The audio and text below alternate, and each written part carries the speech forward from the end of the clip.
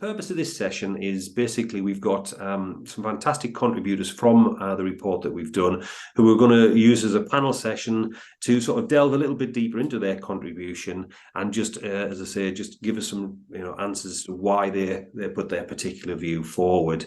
So we'll run that panel session again. You'll have lots of opportunities to ask some questions as we go through there. But first, what I'd like to do is to introduce Catherine Little, Director from Campbell Tickell, who's going to sort of, I suppose, give us an overview of the research that we've actually done and try and direct your thoughts to some particular areas that we found of interest as we go through. So, Catherine, are you there? I am. Thanks, Ian. And I think I'm just going to share a slide as if by magic. I'm sure many of you on the call have read the report, so I'm rehearsing some things you're aware of, but just to remind you, I suppose, of some of the headline findings from the report. Before I do that, though, I was reflecting it really does feel like this report is quite timely. In England, we've got consultation on a refreshed set of consumer standards. In Scotland and Wales, that never really went away. But more than that, nationally, it kind of feels like we're in a place where trust has eroded a bit. I was reading a report from the tail end of last year that said trust in professions has really eroded to the point where politicians are once again at the bottom of the list. And we can sort of have a bit of a chuckle about that. But it's actually really serious, isn't it? If you think those are the people who've been elected and voted for and they come bottom of the trust index, there's something there around, well, what has happened to our voices and what has happened with the ability to trust those in positions of power.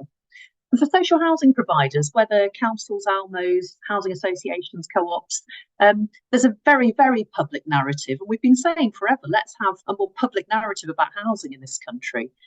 But it's not perhaps the narrative we would have chosen. On the national stage, perhaps understandably, the media is very focused on examples of poor practice, some really shocking cases of really poor housing services and sometimes lack of empathy. And yet we know there is another narrative, that narrative of great people who work in social housing to really make a difference, of people living in their homes who want safe, secure places to live, who want to have a voice and to get on with the rest of their lives, really.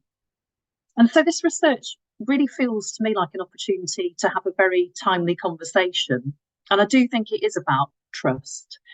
I think it's about revitalising and refreshing the ways in which customers of housing providers, whether that's tenants, residents, customers, and indeed potential tenants, can influence their landlords in a way that's meaningful.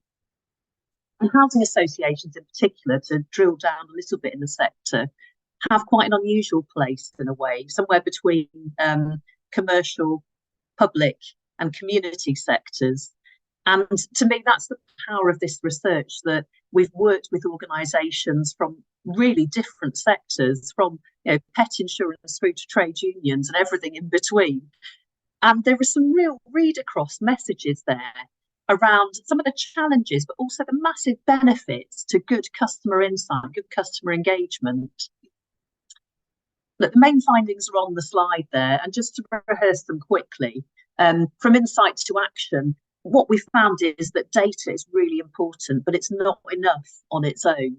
The case study from Grand Union Housing, I think, is particularly helpful here in that it sets out some very powerful examples of making decisions based on evidence, not the assumptions about who you think is living in the homes you manage. Engagement for change. Engage with customers for a purpose. It doesn't sound like rocket science, does it? But there's a really strong case made by the NEU interview with Mike Jocelyn, where he sets out about data-driven decision-making, but also using that information to engage with people where they've got an experience or they've got something to do that's going to be really valuable. It doesn't have to be blanket surveys to everyone. And the case in point for the NEU is around encouraging people to vote for particular action. Now, for housing associations, it's going to be different. For councils, it's going to be different. But how can you kind of target so that people who've had a recent experience of feeding into how you improve that service or that decision? I suppose in quite a simple interpretation, that the one that always comes to mind is when you review your lettings process. Are you talking to people who've lived in the same home for 25 years and don't know what the process is at the moment? Fine, but is it more valuable to drill down and find out about people's recent experiences and really make a difference as a result? The message that representation matters comes across really strongly, welcoming new voices, making sure you're hearing a range of voices. And yeah, I am talking about protected characteristics there. And I'm also talking about a range of experiences, views, types of homes, and so on. I think it's really important that a message comes across that you don't have to throw out years of experience and volunteering in order to do that. It's not about saying, right, here's the new, everything else is gone. But it is absolutely about saying, how do you make sure a diverse range of people's voices are heard, and that influence is coming from a range of people, no matter the time commitment they have or the ways in which they prefer to engage or communicate. I think find the silence was a phrase that the Housing Ombudsman has used, actually, and it's one that comes through in our report. It's a really powerful phrase about who are you not hearing from and what are their views.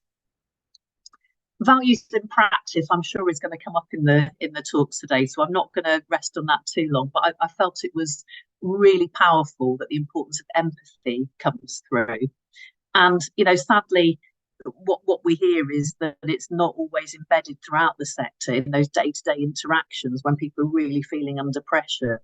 And yet it's so important. You could probably do away with the rest of what we say if your values aren't put into practice. The fifth finding was to make it meaningful in everyday life.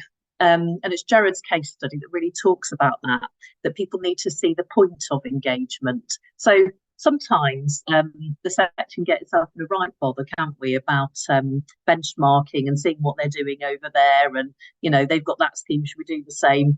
And I sometimes think, well, why don't we bother more about what our own tenants, customers, residents are telling us, and kind of look to improve in that sense? Now, of course, knowledge is power. Of course, looking outside your organisation and your sector is really good practice. But I think what this says is make it meaningful in everyday life, make it tangible in homes and communities and neighbourhoods that you serve. And finally, my favourite question, the so what question. Why are you doing this? What difference does it make? How are you letting people know what difference it makes? Particularly, I think, if they've volunteered their time and energy, it's just courteous to go back and let people know what you've done as a result. So the so what question for me is where you start. What difference do you want to make? What are your intended outcomes? I'm sort of hesitating to share a model that the good old Audit Commission pulled together years and years ago, because it doesn't feel very disruptive or innovative, but I really like it, so I'm going to share it. And they said, think about outcomes in terms of kind of social capital, so individual and community gains, in terms of service improvements and in terms of accountability. And there's a whole host of stuff in there around better value for money, better homes and neighbourhoods, better governance. But I think that principle is absolutely critical and comes through very strongly in the case studies. Start with your intended outcomes. Yeah, there might be some intended outcomes too, but start with your intended outcomes and then engage to make that difference so that you can really strongly answer the question, so what? Brilliant. Thank you very much. Ian, I think that's the end of my slides. So I shall back. Thank you very much, Catherine. And it's a couple of questions to yourself, really, to sort of unpick. I don't think there's absolutely anything wrong with going back to and looking at what previous organisations have found out.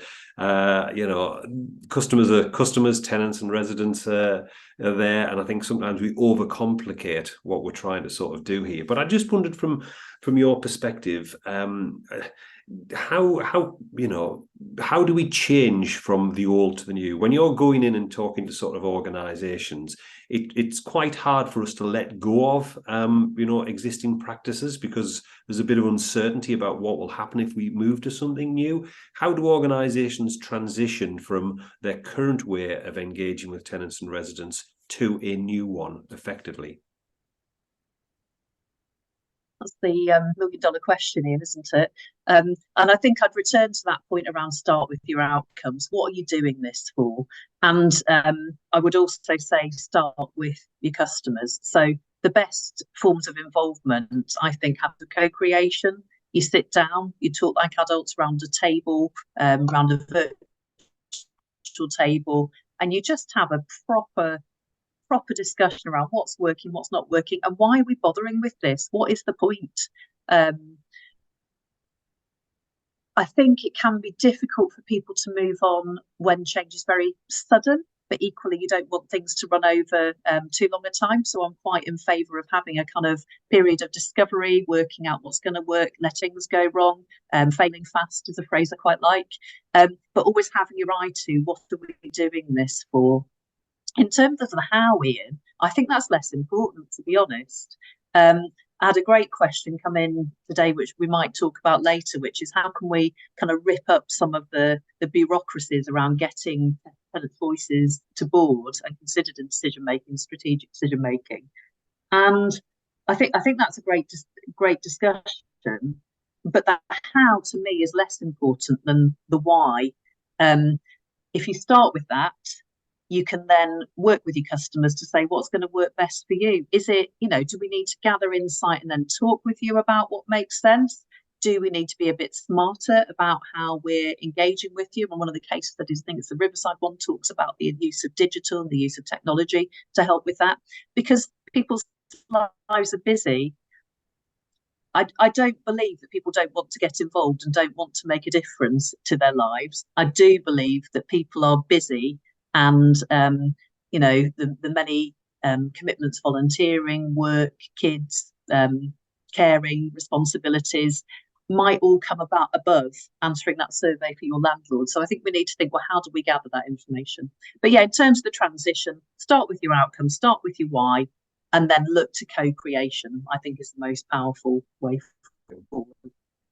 And obviously you do a lot of sort of engagement with landlords around this sort of area, Catherine. I mean, what are sort of the common mistakes or areas where when you go in, you think, perhaps you sort of shouldn't be doing this as an organisation? Are there still some old world ways of organisations trying to, 7:30 on a Wednesday night when Coronation Street's on, surely organisations move on. What are the sort of common errors that you come across that you think organisations should, be letting go of now? Yeah, absolutely, and that so whenever Corrie's on, is a classic one, isn't it? Come to a drafty church hall and sit and talk to us and listen to my PowerPoint presentation rather than watching Corrie or watching the footy or whatever you'd rather be doing. I think not going where people are, expecting them to come to you all the time is a classic mistake. Come to our grand offices, sit round our table and talk about this thing that I'm very interested in. I have no idea if you're bothered about it, Ian, but come and sit round the table and I'll tell you about it. Classic mistake number one. I think a second mistake I'm seeing more commonly is as the expectations, particularly in England, around customer engagement change and increase, there can be a tendency to take a bit of a sticking plaster approach. So saying, right, what we need is a scrutiny panel or a customer committee. There we go. We've decided on the terms of reference. Now we're going to advertise and, no one's applied for it. Why would no one want to sit on this committee? And I think there's something around recognising I've seen some really good examples of scrutiny panels and committees. There's nothing wrong with them. They can work extremely well and extremely effectively, but they are not the only answer, and they are not an answer in isolation. So unless you have that kind of deep-rooted trust and the links into communities, whether through kind of online engagement, whether through something more practical in local areas, it's very hard to convince people to come in and give their time to talk about something that might feel a bit removed from what they want to talk about. So that's the second thing, is don't just start with a sticking plaster. Think with your customers about what's going to make the difference and how they want to get involved and where you might have gaps. And I do think trust is an issue, Ian, that we're hearing about across the sector. The third mistake, I think, is don't just take what someone else has done and apply it at your organisation. because we're all different organisations, different sizes, different structures, covering different geographies. So absolutely learn from good practice. And that's what I love about this report, that it includes examples which, you know, are so far outside the sector, you can't just apply them like a plug and play, whatever, like a plug and play machine, about how you're going to create the right structures and the right approach. Okay. Thanks. We seem to be having some sort of, on my screen, some sort of little connection issues with you there. So there is a couple of questions that's come through, which are certainly worth looking at and see whether they can answer. But I think I'll come back to you later on in the session and sort of explore them with you, Catherine, if that's okay. Hopefully connection improves a little bit there. So thank you for that. And I'd now like to sort of introduce our esteemed panel who we're going to have all contributed to this research. They're going to spend about 10 minutes talking a little bit about their contribution and expanding on their thoughts around innovation in customer engagement. So if we've got our panelists all on, they're all on screen there. So we've got Ellie Southwood, MBE, who's Director of Social Impact, Fight and also Chair of Habinteg Housing Association. We've got Eleazu, CEO of Many Pets, the disruptive pet insurance business, and also a very, very strong advocate of customer service. And we've also joined by Shaun, Holdcroft, who's Operations Director from L&G, Affordable Housing. L&G, one of the new for-profits who are coming into the sector, and we thought it was really useful to get their view on how they're going to be engaging with their future customers as well. So Ellie, you are up first. You've got the floor. So do you want to sort of take your 10 minutes and share your views with colleagues? Yeah, absolutely. Well, first off, I'm really thrilled to be here. So yeah, I chair Habinteg Housing Association, which for folks who don't know, we're a national provider of homes, particularly focusing on accessible and adaptable homes, because as everyone will be aware, there's a chronic shortage of affordable and accessible housing across England. So, and I'm also on the board at Paradigm Housing, very different organisation, which is a sort of 16,000 homes organisation in sort of Beds, Herts, Bucks area. So really different organisations. And until about a year ago, I was also cabinet member for housing in a large London borough. So I've kind of seen this picture from several different angles. And I think I'll start with the whole business of what we call it and who we're talking about when we talk about customers and tenants and residents. And after sort of going back and forth on it, to be frank, for several years, I've kind of come to the conclusion that it is at once the most important thing and at the same time a potentially massive distraction that we risk getting ourselves tangled up in. I think it is really important because what you call naming is important, isn't it? And what we call people is important in terms of the culture we set around how we interact with them. So you might think, for example, it's more important to get back to a customer, whereas a tenant doesn't really have a choice. So, whatever. I think we're beyond that culturally, although little anecdote, a colleague of mine really reminded us of this the other day. He is a social housing tenant and he'd actually got a contractor around in a private capacity to do some work, same contractor. And the first comment the contractor made was, "Oh, I'll make sure I do a good job for you because you're paying for this." The implication being that the other, however many times this contractor had been to this guy's house, he hadn't been paying. And therefore, perhaps there hadn't been such a focus on doing a fantastic job. So it does matter profoundly.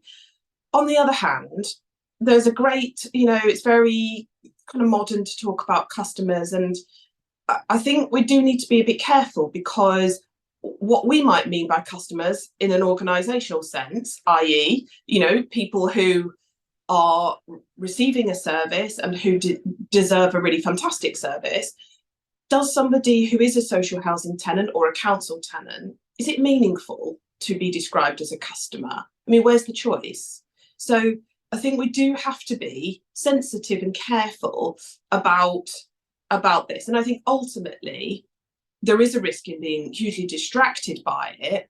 And also what really matters, so back to Catherine's questions, like, so what are we trying to do? I think it's how people feel at the end of the day. And actually you can call somebody a customer if they feel like, a let down recipient of a service they didn't choose, then calling them a customer isn't going to solve that. What will solve that is a tangible improvement in their experience.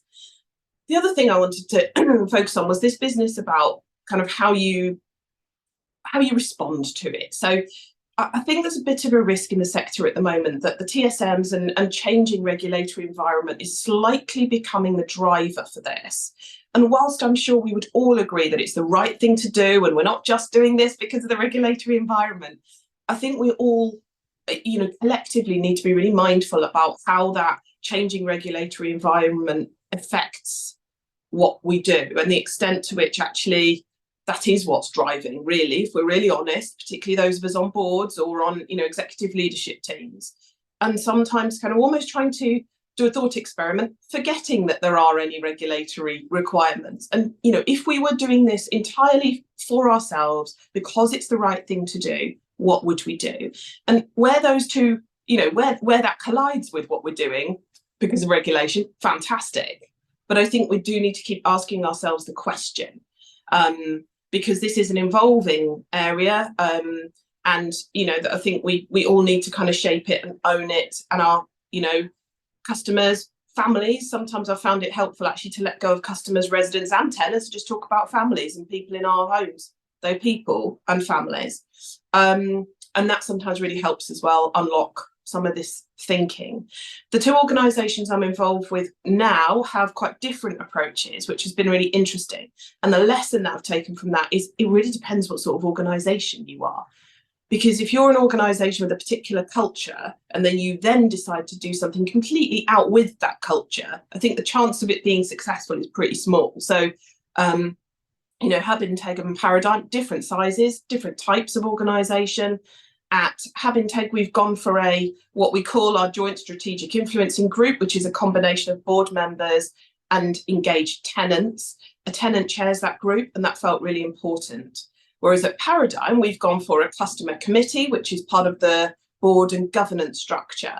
And again, that feels like the right solution for that organisation. So it's also, what's going to be kind of right for the particular organisation. And allowing it to evolve as well, I think, is the final thing, Ian, that I would say is this becoming, and speaking from personal experience, it's easy to get kind of paralysed by wanting to get it right and, allowing the kind of perfect to get in the way of just doing something. And actually, my experience working with, people who live in our homes, people who work in the communities that we serve, what they really want to know and feel is that they're part of the, journey, if you like, or the process, the experience that you are embarking on, and some honesty and transparency about, I'm not sure this is working, or how can we make this better? What more engaging way to talk to people rather than, we've got this thing, do you want to be involved in it or not? So I think there's something as well about us kind of getting out of our own way in some senses too, and starting where we are and allowing those processes and interactions to guide our future. I'll leave it there. Thank you, Ian. Thank you very much, I think you're absolutely right. This is a continuous journey. There's not a start and sort of an end point around this. I just a very sort of quick question around, because you mentioned about sort of the regulations there as well. Do you think there's a risk that we see the new regulatory standards as that is the standard, that is the bar? Because I think if we do, the risk is that actually that service level is lower than what most tenants and residents would be expecting. Yeah, I think there is a risk in that, and I think that risk is very real because of the enormous pressure that everyone on this webinar is under day in, day out, not just from a regulatory perspective, but we know that there are sort of huge areas of risk and concern in housing, particularly at the moment. And I think just having that bandwidth to think, okay, this is not a, what's the phrase? It's not, it's not a bar. It's a starting point. This is a minimum expectation, and where we go from there is entirely in our gift. But lots of organisations are so stretched that I do think that is a risk. Okay, well, perhaps colleagues, you could sort of post your questions in the Q&A box there, and we can come back to that. But thank you very much for that, Ellie. And now we bring on our second panelist, Eleazu, CEO of Many Pets. And I think we're really keen to get an out-of-sector perspective. And the reason for sort of approaching Many Pets is this is an organisation which has disrupted a very sort of long-standing sort of sector around pet insurance, and obviously gets fantastic customer ratings from this. So we wanted to find out about, well, how have they gone about this, and what's the mindset and the processes that they use. So, Oki, you've got 10 minutes, sir. Set out your case. If you come off mute as well, that always I'm coming off mute. The first step, get off mute. Thanks for that intro, Ian, and of course anyone with pets, feel free to buy your policies from Many Pets. So while I'm here, hi everyone, I'm Eleazu. Just a quick intro. To me, I spent most of my formative career in big corporates and around insurance, getting to really understand customers and how they worked, and how you best serve them. And then for 10 years, I had a consultancy business where I worked with lots of businesses around the customer experience, some housing associations, which was great.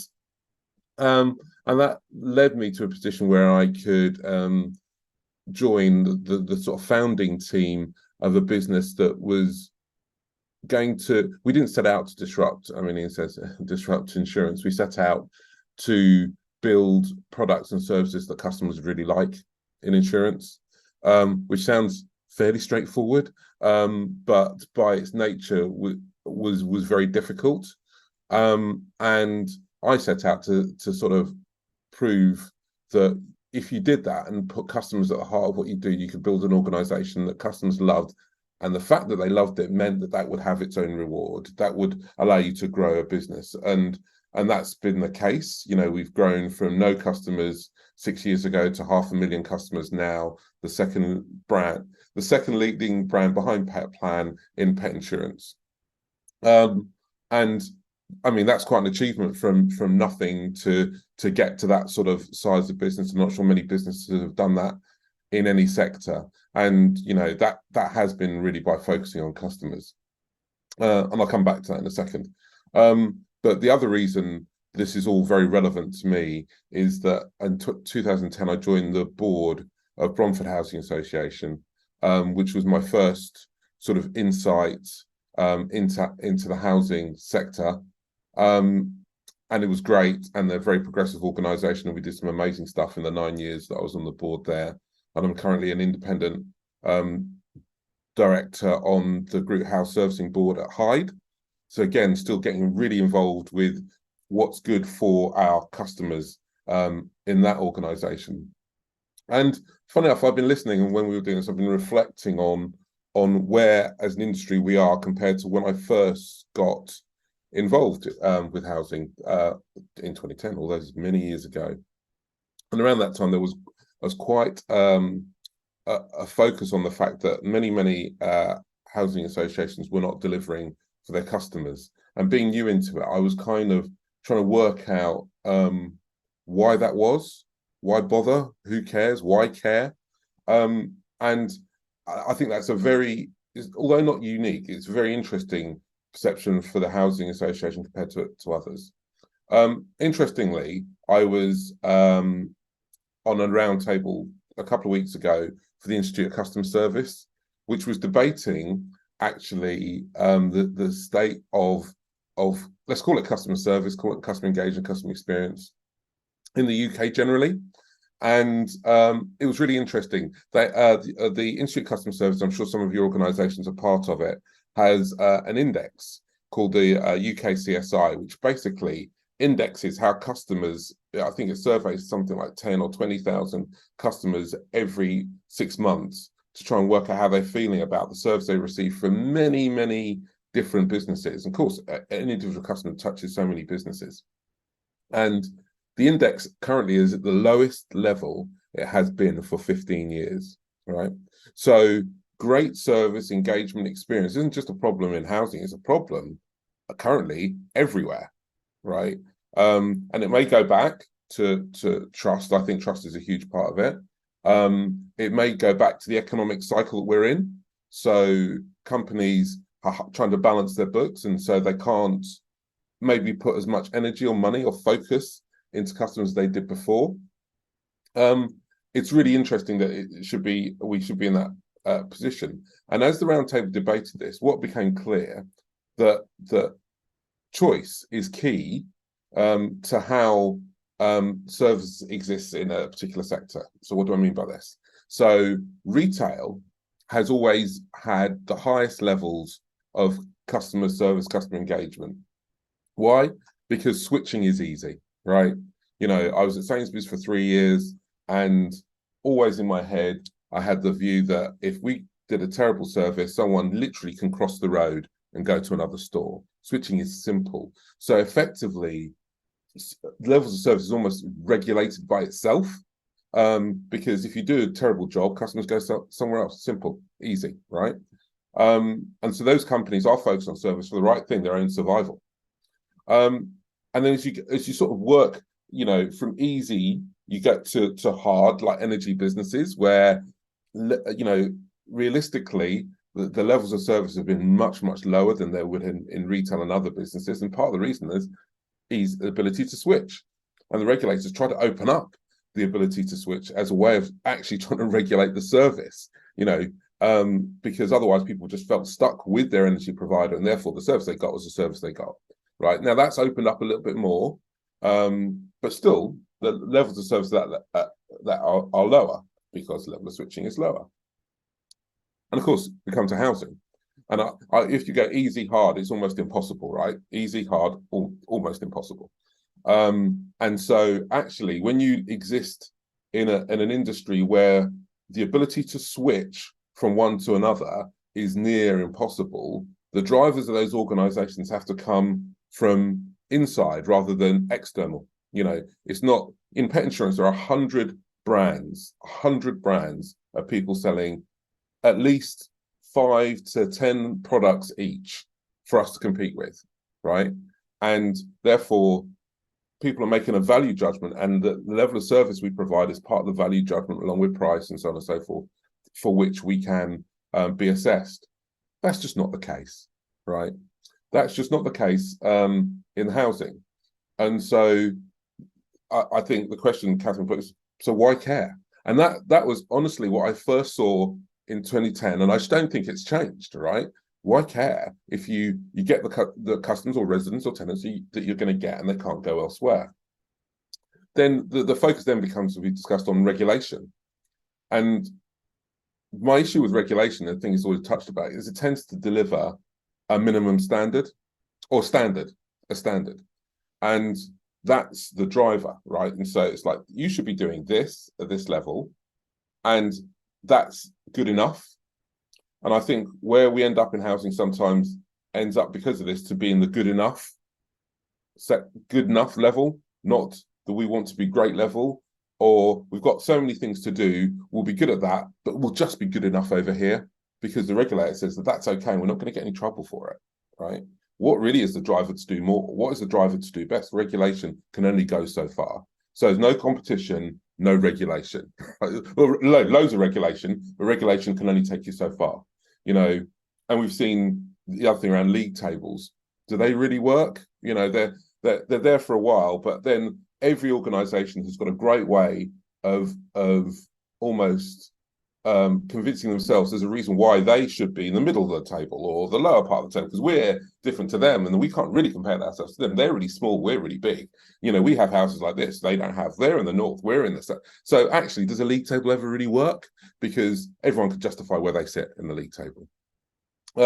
So I think it comes down to two things. It comes down to commercial benefit, and I think housing has been really good at this, which is actually, if we do good service, maybe not only would it be happy customers, but actually there'll be some commercial benefit for us, you know, efficiency benefits, We'll be able to run our organisation better.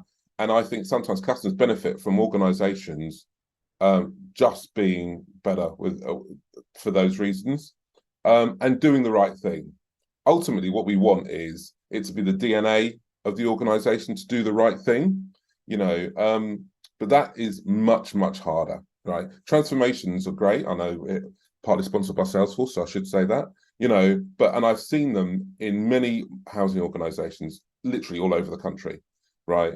But I see less where great engagement with customers is part of the DNA, and it's the right thing to do.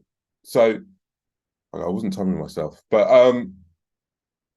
the thing about putting it in the DNA is that is hard. I go back to where we started with many pets. It's been incredibly hard from customer 1 to customer 500,000, right? But it's central to what we do.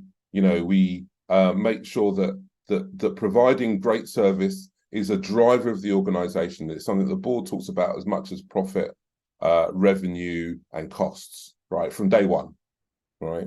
So it really is at the heart of the business, and everyone who joins knows that's the case. And then this whole idea of truly recognizing the voice of the customers. Again, in our business, we go to huge lengths to understand, good and bad, what customers say about us across the whole spectrum. We don't just pick off a few and say, and I think someone's put a question, and I think it's a great question, which is, I think some of the models in housing, how we listen to the voice of customers are old, and they need to become more modern, right? Whether that's,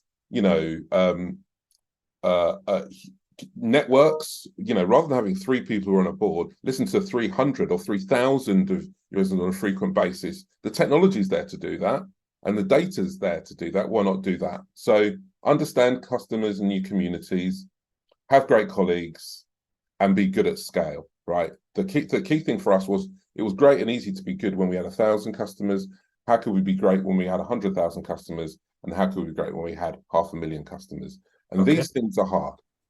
Okay, thanks for that. One sort of quick question. I mean, how did you, I suppose, identify and utilize technology to help you sort of scale and sort of engage with your customers? Was there anything in particular that you did differently than what you've seen within the social housing space? I mean, I think the fundamental difference between us and it's as if we were to start a housing association from scratch, and Shaun maybe have a better view because he did that, right? From scratch. And so the technology was there for us to build on to start with, and we embraced it. We embraced how technology could help us with customers primarily, and how the data that we could get would help us understand what customers want. One of the things I think about housing associations is they should just have the best data, right? They should have the best data. People live in the houses, both about the houses and of the people that live in the houses, right? And I've rarely seen that. I'm not saying I've never seen it, I've rarely seen it.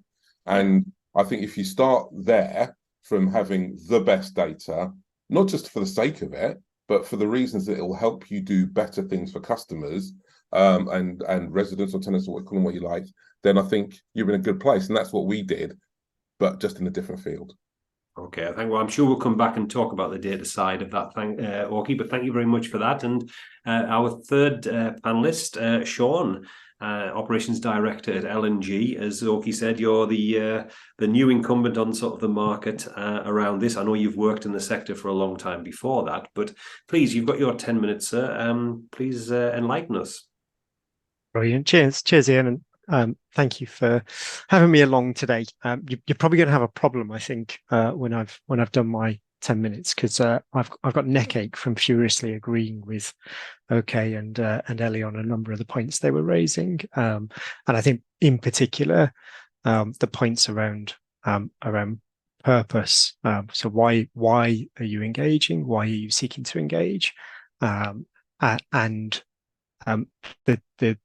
the explanation OK was giving around really thinking through, in the context of our sector, where are the commercial pressures coming from to actually act on that feedback, and are you committed organizationally, culturally, to actually doing something with that feedback and demonstrating meaningful change to the service that customers experience as a result, which I think flows ultimately back to Catherine's opening point of that trust sits right at the heart of this, and that doing it well will build trust, and doing it poorly further erodes trust in organizations and the sector as a whole. So look, I'm not going to repeat those things. I agree with them absolutely. I'm going to try and build on them a little bit in the time that I've got, and actually give, as a result of all of that already being covered, actually give the sort of story of our journey to date at L&G Affordable Homes. For those of you who don't know the business, we created L&G Affordable Homes in December 2018. We have now been running for almost 5 years. Our first customers moved into their homes on the 27th of August 2019 in sunny Falmouth. And since then, we've been lucky enough to hand over the keys to over 4,000 households who live in L&G Affordable Homes properties right across the country to today, and we've got about another 4,000 in the pipeline as well. So it's been fascinating and a real privilege to be part of the team that's founded and built that business, and to go through the journey that we've gone through, and to go back to base principles and get to go through really thinking through the why constantly. And that's where I'd start this journey from.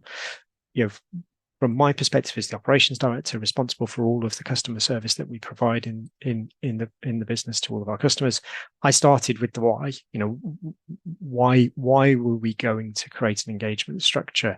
Why were we going to use an engagement structure? And my absolute commitment to myself and to all of my future customers at that point in time was that we'd only use people's time if we were serious about acting on their feedback. And crikey, do we need to act on their feedback as a sector? Because to pick up on one of OK's points earlier, there is a clear alignment between the failings and the inefficiency of the way that we deliver services as a sector and the experience of our customers. And so making our organizations more efficient is not at odds with improving the service to our customers. It is not about reducing void standards to be able to save money at the cost to the customer.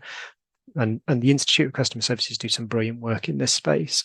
So if you look at the index, one of the things that they measure is the number of customers who reported that the service they requested failed to be delivered right first time in the past 3 months. Across all brands, across all sectors, that number bounces around just over 10% for the country. In housing associations, that number is close to 35%. So 3.5 times higher. There is a huge need for us to engage with, listen to, and then act on the feedback from our customer base, because in it is the opportunity to improve the experience for customers exponentially, but also to improve the efficiency of what we do, reduce our cost base, and then be able to do more of what we do right across the country. And being very clear about that right from the outset, my aim, my mission was to create an engagement structure which would compete with all of the other demands on the time and resources of the organisation that we were founding. And I had to be realistic about that. I've been part of this sector for pretty much my whole career, and we have an earnest intent, I believe, as a sector to listen to and act on our customers' feedback. Yet the reality is, more often than not, it doesn't flow that way. And too often in my career, I've seen tokenism be the inevitable consequence of good intent that leads to inaction ultimately in regard to feedback from customers. I needed to create a framework that was going to give me sufficient engagement, sufficient evidence that it would influence culture, that it would affect a group of people principally who I was working alongside who don't have a huge amount of social housing in their background or necessarily in their DNA in the way that I might in a more traditional association. So how did we do that? Firstly, we created an insights model that runs right through the customer journey, and we're still building that as the customers continue down our customer journey today. So every single key touch point in the customer journey has transactional surveys independently conducted along them. That is backed up then by perception surveys, which are collected by the Institute of Customer Services on our behalf. And so we get real-time insight into what's going on in every single service touch point. We have overlaid on that something called a customer heartbeat, which tells us which are the service points that are most important to our customers, and therefore which of those touch points, if it is failing, is the one that's going to create the most pain for our customers and probably for us as well. And then we have a stand-back view of how do our customer base actually feel about being a customer of L&G Affordable Housing? And I've deliberately designed that to be a little bit painful, because the results aren't always great, and they shouldn't always be great because we don't always get it right. And the design of that flows right up into the boardroom, right through all of the interest that the shareholders, the L&G group has in the business, and it's there for everybody to see, unfiltered, unedited. We've also built alongside that a series of opportunities for customers to be able to give their real life experience of what it is and what it means to be a customer of L&G Affordable Homes. So we use things like video diaries, where we give customers basically a free rein over a 2 to 3 week period to record video every day or record events every day in their life, to be able to immerse people right across an organisation in their experience. We run immersion sessions with our boards and our senior executive teams at least twice yearly, where we bring customers who've had specific experiences, normally negative, together around a particular service area, and we spend a day, first half of the day really getting into those experiences, second half of the day deciding what we're going to do about that. At its heart, what we've tried to do is put that engagement right into the cultural DNA of the business, because it needs to compete with all of the other pressures and all of the wants and needs that exist alongside it, for resources, for attention, for time, to be part of the build and the ongoing development of our organisation. And that's hard sometimes, but I believe it was the right thing to do, and I believe it speaks to a lot of the principles that have been present in what we've talked about so far today. And ultimately, what that can demonstrate and does demonstrate in our business is the grounds for decision making. We have made decisions about whole service areas, about relationships with developers, supply chain partners, service providers, and about whether we continue to work with them, whether we change them, whether we change the nature of the relationship, based first and foremost on the feedback we received from our customers, as the driving force behind why that change needed to occur. What we've then done beyond that is created a digital customer panel, which represents about 10% of our customer base, and that is really well profiled based on service interests, service experiences, demographics. So it gives us a really representative view, and it gives us a group of customers who we can then co-design and co-create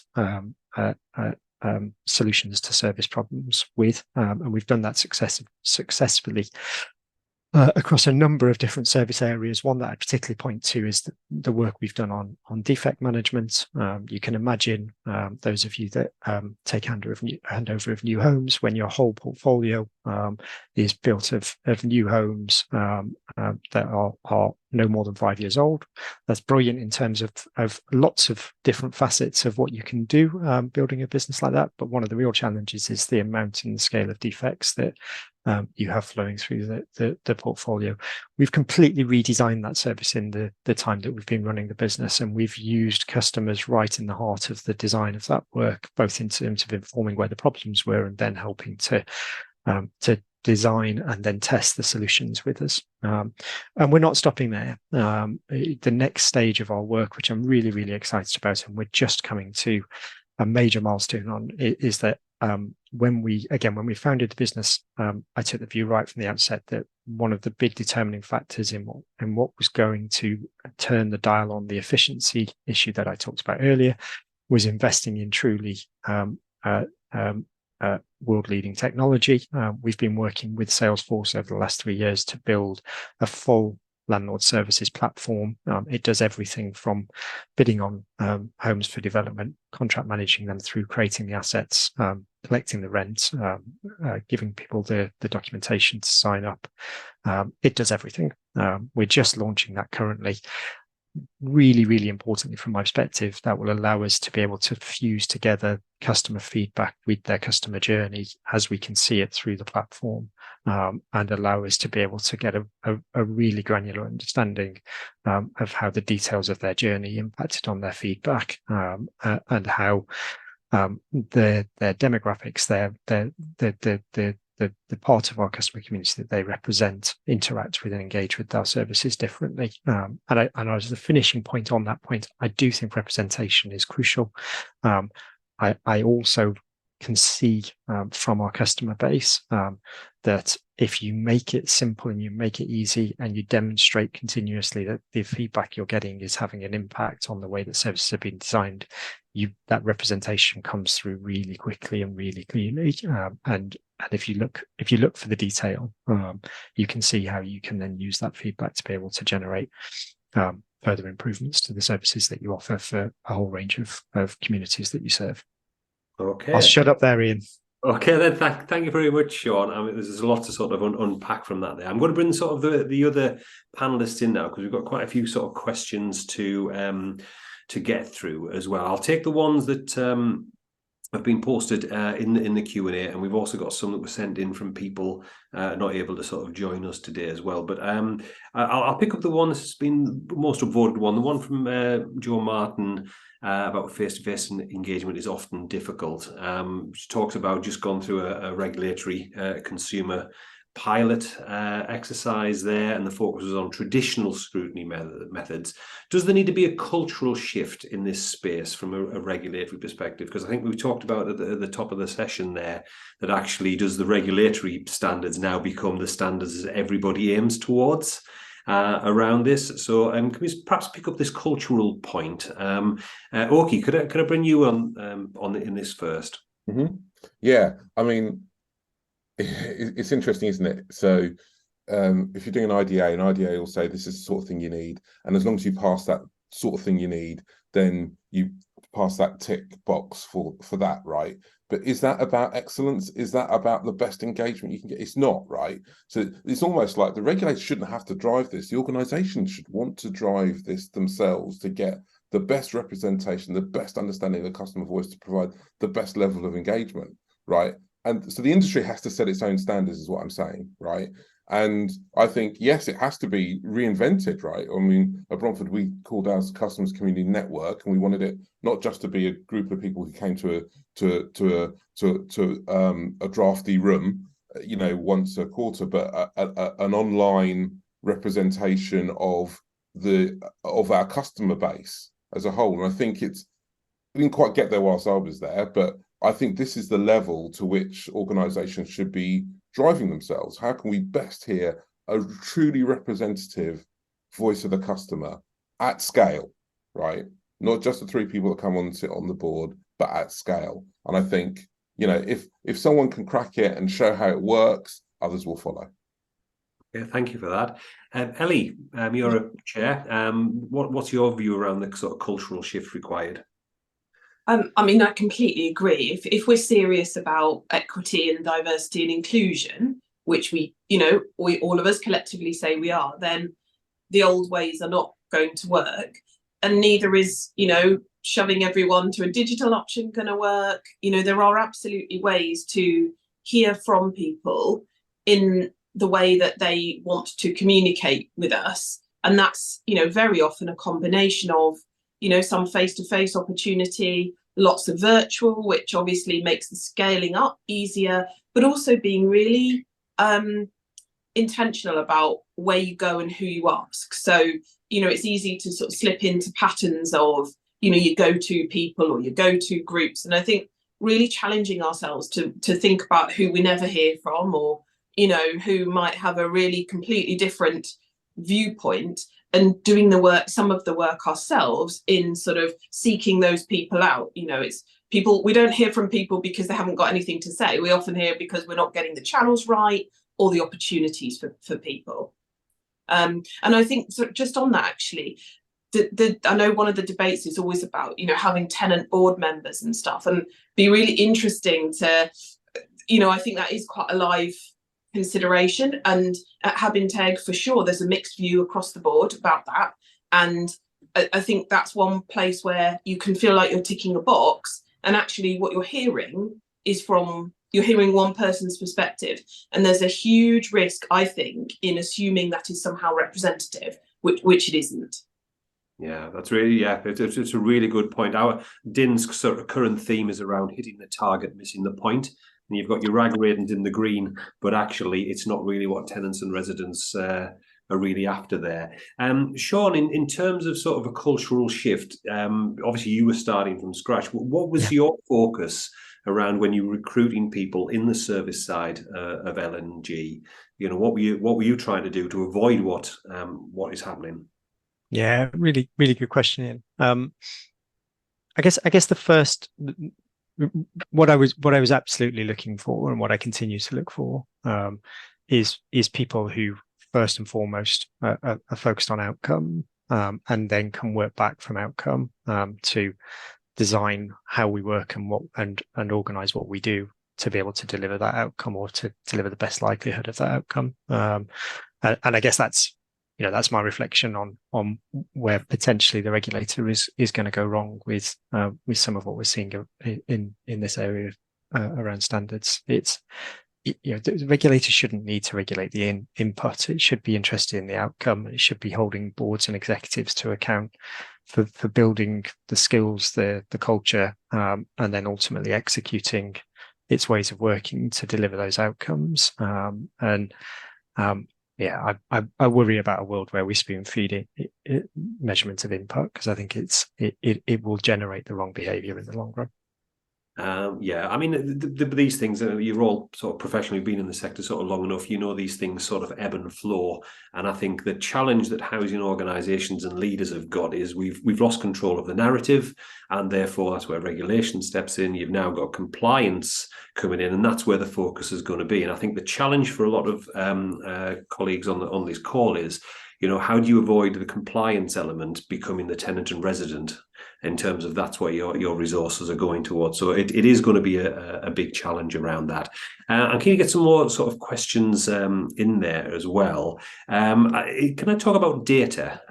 Because obviously it's a big subject within the sector. How do you fully utilize the data that comes in? How do you know actually the quality of the data that's coming in is going to help you sort of make sort of informed decisions? Perhaps I can pick yourself up on that one first, Shaun, because I say you've talked about you building your new IT system from scratch. Most colleagues on here will be aware there's only been one new large-scale housing management system built this century. So most of my members are building their systems on very, very old technology. How are you looking to use data in that space? Yeah, it's central to everything we do, Ian, and the design of the data flow and the design of the data quality is essential to the utilization of the technology. And you know, that's a very wordy sentence. What do I really mean by that? What I mean is that it's not impossible to imagine a world in housing where a little bit like UK Power Networks do in the way they've transformed their business, that the platform understands that the customers on one side of a block of flats are served by a lift, and that when that lift goes down, it can communicate to those customers and give them insight into what's happening to first notify them and then give them insight into what's happening to resolve the issue. And by doing that, keep the customer satisfied and also manage down the demand coming into the contact center and reduce the operating costs. That's not a million miles away, but it relies on good quality data being utilized by the platform to be able to make it work. And we all know, and I spent 20 years before I arrived at L&G battling with the same issues. We all know that the asset data and the customer data, and in truth, we don't talk about it enough, but the contractual data between the home and the customer isn't good enough in most organizations to be able to see a world where we'd move to that type of engagement. actually that type of environment, but that extends to customer engagement, because if you don't want to waste customers' time on engaging them around issues that they're likely to care about, then you need to hold enough insight about which services they utilize, which experiences they've fed back to you on, to be able to put things in front of them that they're more than likely going to want to engage around and want to talk to you about. And we haven't nailed that yet, but I think the next bit of the technology journey I was describing, of being able to connect customer feedback and insight to their actual journeys, will lead us to that place, and that's certainly where we're aiming to get to. Okay, Ellie, you're chair of Housing Association. How are you reassured that the quality of data that you're taking decisions on is sound and as good enough quality to meet what your customers, your tenants and residents are needing?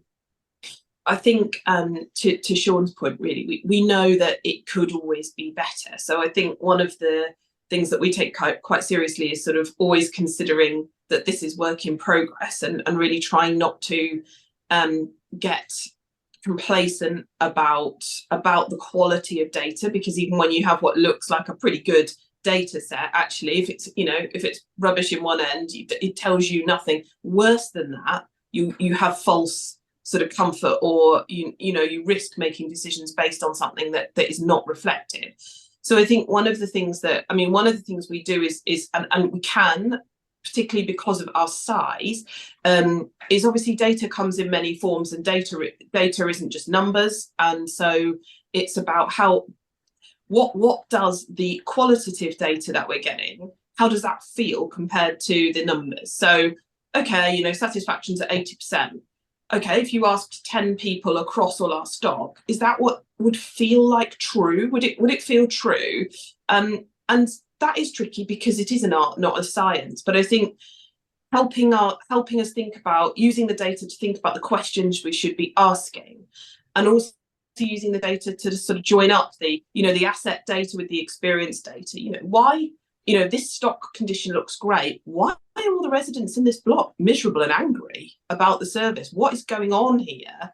And help, interrogating that just at the next layer down, which is about combining the different data sets that you have. Okay, thanks, Ellie. And finally, Orky, how are you using the data within many pets? Because you get, as you said, you get lots of data coming in. And if you come off mute again, that helps as well. You're getting caught by that. I think, like, we're a thoroughly modern business, and so when you start, as Shaun said, you say, well, what is it we're trying to achieve? What would be good? What's good? What's our roadmap? Right? Well, can we do it today? Can we not do it today? And then you work towards it. So, and then we've used expertise. Basically, we try to collate experts from wherever we can. So not just employing experts to be in our team, but using organisations with expertise as well to help build these structures. So we're not. I think sometimes what happens, we can do it all ourselves, right? We'll do it all ourselves, right? And that's fine if you've got the expertise to do it. But often people are going to be open-minded enough. So do we know what good looks like here? And then inviting in people to help build what we need. So I mean, we have some amazing data sets and the ability to slice and dice data, but it's not for the sake of it. It's to achieve. We want to be excellence with customers. So to get excellence with customers, we have to have the right data to understand on what products we're doing well or not, on what price range we're doing well or not, and to be able to actually, as Ellie says, combine different data sets to give us information. People talk about data. It's not about data. It's about information, right? And that's the key. What's it tell you to enable me as a CEO or anyone in the business to make the right sort of decisions? And that doesn't have necessarily to be the most complex and brilliant thing. It just needs to be reliable, consistent, and work, and be information, not just data. Thanks very much, Orky. Okay, well, we've sort of run out of time there, but I see some of the questions have already been answered on the chat there as well. But if there's anything you particularly want to sort of follow up with with our colleagues, then please do get in touch and we'll connect you that way. So thank you, panel. Now I'm going to hand over to Catherine. Probably got about 5 minutes, Catherine, for you to sort of summarise some key takeaways, and then we'll finish just about 11:45. Great, and I hope my connection's a little bit better this time. Apologies for earlier. I think it's been such a rich discussion today. Thanks very much to all the panelists and also for the great questions. I'm going to take us right back to where we started, and Ellie, your point around customer, tenant, resident. In some ways, it's a really central question, but in others, it's a complete distraction, because actually, if someone's sitting with a dripping ceiling, damp and mold on the wall, do they really care if they're a customer or a tenant, or actually do they just want you to sort out the flipping repair and sort their home out? So I think a really good challenge there about a question we can get a bit obsessed with. I was really struck by the strength of discussion around what are your drivers here, because there is little in the way of market choice for many people living in the homes owned and managed by housing associations, councils, and other social landlords. So if the driver isn't market choice, does it become regulation? And I'm really heartened to hear the panelists say that's got to be kind of a low bar. That's where you start. That's not the extent of your ambition. Do not be governed. Do not let your ambition be governed by compliance. So does it then become about something that's in your DNA? It's about delivering great outcomes for customers, for tenants, for residents, because that's what you're there to do. And in order to do that, I think there were some great messages around having to set our own standards. Actually, it's not about what the regulator says, important as that is. It's about saying, actually, we want a higher bar because we know it delivers better customer satisfaction and, as Shaun described, better efficiency and ultimately better business decision making. So again, we're back to the start with the why. Why are you engaging with customers? Why do you want to deliver services and decision making in a way that's influenced by them? Because it's better for customers, better for the organisation. Great discussion around data quality and integrity. And I love that point. It's not about data. It's about what you do with it. It's about meaningful information drawn from the data, so that you're not wasting customers' time talking to them about something they're not interested in. You're not wasting the time of the organisation doing something meaningless. You're really making every interaction and every piece of engagement count. And I suppose I'll finish with the number of questions about culture change, because I think everything we've said ultimately comes back to culture and values, and that discussion around how do we shift culture to really place customers, tenants, residents, the people the sector is here for, at the heart of what we're doing in a way that makes sense to them and really makes a difference. Okay, Catherine, thank you very much for summarising everything there, colleagues. And again, I hope you found that useful. As I said, this is the third piece of research that we've done between Din and Campbell Tickell. I hope you've got some value out of it. I certainly enjoyed reading all of the contributions within the report, and hopefully it has a long shelf life. So feel free to share it with colleagues. If you want to connect with our panelists or our Campbell Tickell colleagues, please do so. They'll be available on LinkedIn there. I suppose one final thought to sort of leave us with is this around, for all of you working in housing or supporting housing organisations, you really are just custodians. You are stewards of the current service, and your role is to make sure you hand it over in a better state than what it was when you joined that. And obviously listening to tenants, residents, customers is a big part of that. Now, this research would never be possible without the support of so many people. Particularly want to just thank Tom Lansfield and the Salesforce team for this. Is the first time the report's been sponsored. As I say, it's enabled us to do things we haven't been able to before, like put printed in colour. So thank you very much for your support, Tom. Really very much appreciated.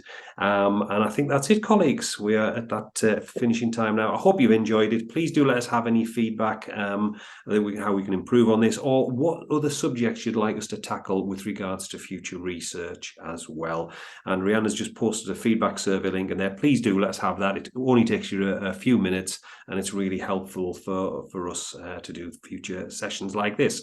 And with that, please enjoy the rest of your day, and thank you for being good participants. Thank you very much.